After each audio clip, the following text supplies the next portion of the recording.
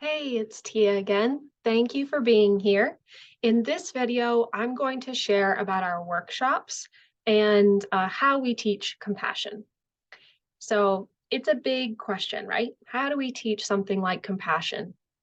If we start to open up a few different definitions, we find some clues that can help us. So literally, compassion comes from the Latin word patai, meaning suffer, and calm, meaning with. So literally, compassion means to suffer with. So to put yourself in someone else's shoes, to try on a different perspective. And then when we look at the research of Dr. Kristen Neff, a leading researcher on compassion, she talks about compassion as having three pillars: mindfulness, common humanity, and loving kindness. And what I love about this definition is it starts with acknowledging the truth, acknowledging things as they really are, turning toward hardship and tension, even when we feel the urge to turn away. So, and then we move into common humanity. So if I'm feeling anxious, if I'm feeling insecure, recognizing that this suffering or discomfort or pain is part of what it means to be human. And because it's part of being human, it means I'm not the only one experiencing this. Um, I'm not the only one who's ever felt this way, but we aren't done there. Compassion doesn't mean complacency, because the third step is loving kindness. And love is a verb.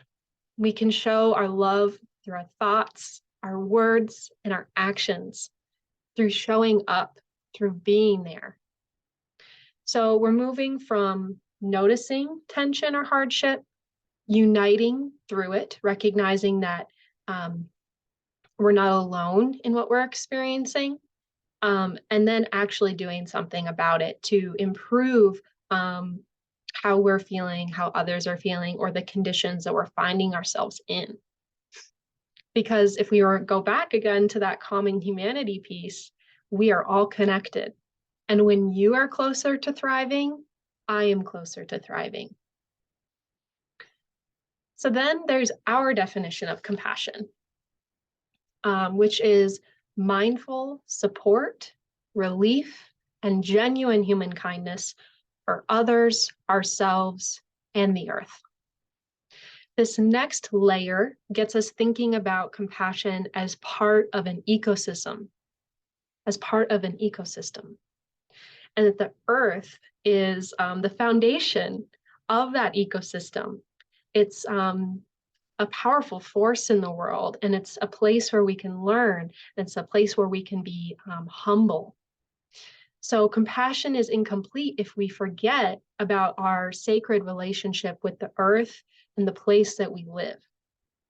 So what we're suggesting here is that compassion doesn't only endow us with a responsibility to care for each other, but all of life, all of our relatives, the sky, the earth, the ground, the waters, plant life, insect life, animal life, all of it.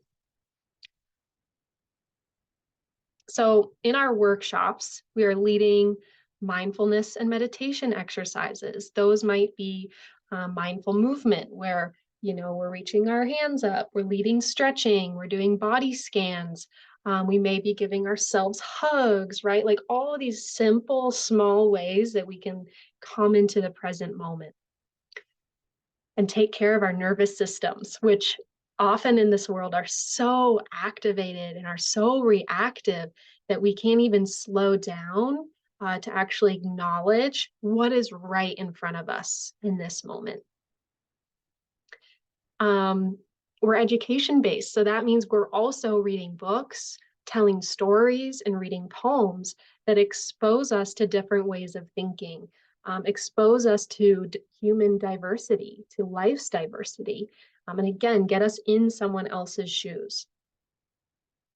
And then we're starting to think critically about those stories through journaling activities, small group discussions, and and we're applying all these things to our daily lives.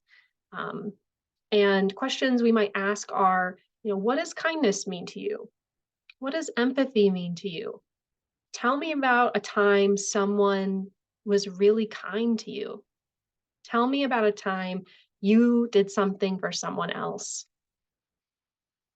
Tell me who it's hard for you to have compassion for. I know I have those people. Sometimes it's really hard for me to lead with compassion. And then also noticing who it's easier for us to have compassion towards. So also looking at different biases we might have or different ways these default ways of thinking and bringing awareness to that lovingly without judgment.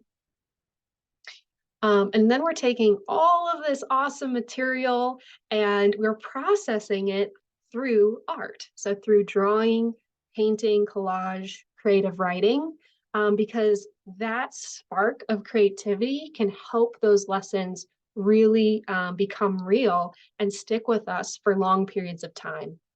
It also invites us to become embodied in this work, not only thinking about compassion, but really feeling compassion, really imagining compassion working in holding the door open for someone, in taking the time to check in with, no, really, how are you doing?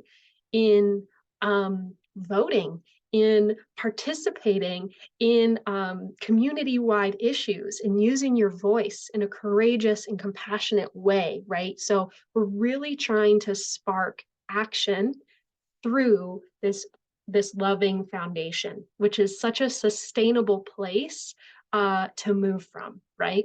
Versus being afraid or doing something out of fear. We're trying to build this foundation of doing something out of joy, out of love, out of strength, out of conviction, right?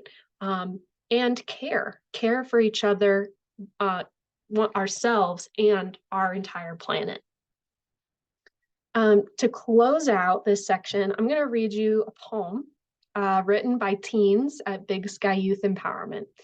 This is just a part of it, but it's called "We Are Building a World." We are building a world where we spread love and joy and happiness. We are building a world where we can feel safe, where there is no prejudice or discrimination around every corner. We are building a world, and it may fall to pieces, but with the help of a community, we may rebuild. We are building a world full of cool people and great friends. We are building a world where it is safe, rather than naive, to dream big. We are building a world in which we are all embraced for our hurts and our imperfections. We are building a world full of care and compassion. We need your help to build this world. It's going to take all of us, right? So can we count on you to stay connected to our work, to hear poems like this, to really see those kind of daily updates? We invite you to make sure you're following us on Facebook and Instagram at Compassion Pject, PJECT.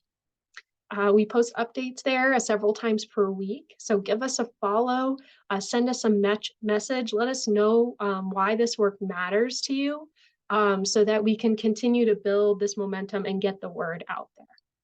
So thank you so much for listening, and stay tuned for our next video where we're going to focus on the need for compassion.